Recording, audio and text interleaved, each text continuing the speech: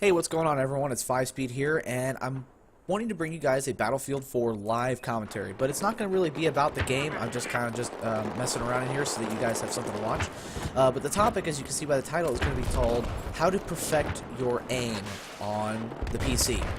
So, get right started in here. There's three main factors. There's a lot of smaller factors, but there's three main factors that affect your accuracy in a PC shooter. First one, of course, is your in-game sensitivity. That's fairly obvious. And the next one is your mouse DPI. That one's also important. And then the next one, which I can fix with a simple number, is your Windows sensitivity. So, what is everything? Well, the Windows sensitivity is exactly what it sounds like. It's your actual mouse sensitivity, you know, when you're operating Windows and everything. But the weird thing about it is that it has some weird multipliers to it when you start playing with it. Luckily, you can get a multiplier of 1 by just setting the Windows sensitivity to 6. If you'll notice, when you go into the control panel and go to mouse settings, you can actually notice that there's 11 notches on there, which may seem kind of weird and odd, but if you go to the smack dab middle, that's actually 11, or that's actually 6. That'll give you a multiplier of 1, and that means you don't have to worry about messing with that setting for the rest of the time. And that way you can just worry about your DPI and your in-game sensitivity. So, next thing you want to mess around with is your DPI. You basically want a DPI that you feel comfortable with. I like to go with a mouse that has customizable DPIs. I feel like you can get by just fine with a mouse that doesn't have one, but then you're going to have to start working with the in-game sensitivity a lot more, and it's not as ideal. But for about, I'd say around 40-50 bucks, you can get yourself a gaming mouse by Logitech or Razer, and they're, you know, they'll do just fine. You'll have customizable DPI settings. Oh man, he melted me.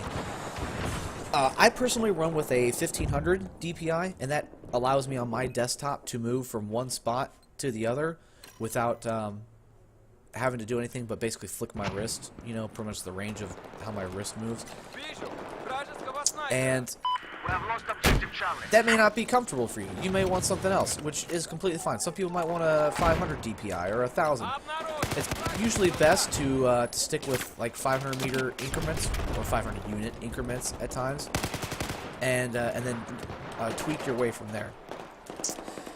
Next, of course, comes in-game sensitivity, and this is fairly obvious. You know, it's going to control how sensitive the game is when you're playing it.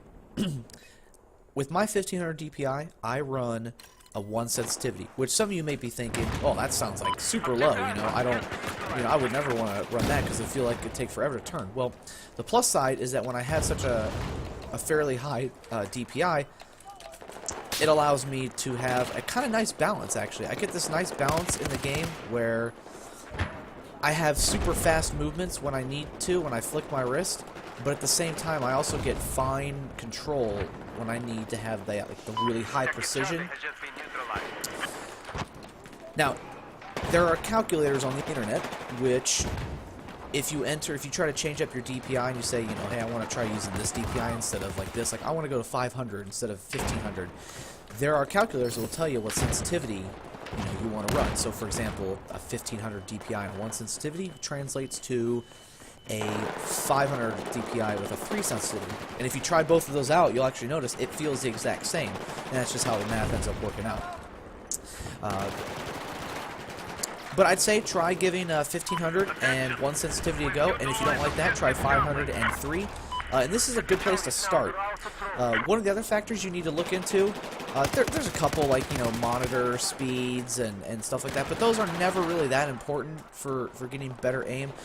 The three main factors are what I mentioned above, but one of the ones that will screw you over a lot is raw mouse input and mouse acceleration / mouse smoothing. So, if you have almost every game you play is going to have an option for mouse smooth or raw mouse input, or maybe even both.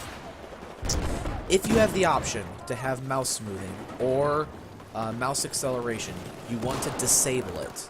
You also want to disable this in Windows as well. You want 0 mouse acceleration. Reason being, it will throw your aim off. It'll cause your mouse to move a lot faster than what you want, and it'll end up screwing up your accuracy. So I'm getting a little bit of distraction. I got shot. The next factor is raw mouse input. If you have the option to enable raw mouse input, you use raw mouse input. This will make sure that your mouse is exactly how it should be, and not what the game kind of tells it should be. Another factor that I forgot on your mouse, when you play with a gaming mouse and you're using one that has customizable DPI, it'll usually have customizable or at least selectable polling rates. Polling rate basically is how many times your mouse communicates with the computer, and the more times it communicates, the smoother it'll feel. And if you start going lower than like a 500, you'll start noticing that your mouse almost like jumps across the screen instead of actually gliding smoothly. So you want to set that to like 500 or maybe even 1,000, but 500 is good, and if you have the option to at least have 500, even better. So I hope this helps. If you guys have any questions, of course, please leave it in the comments, and if you like what you see, please leave a like, and if you want to see more kind of stuff like this, more Battlefield gameplays, please subscribe, and I'll keep posting this kind of stuff. Alright, thanks guys, I'm out.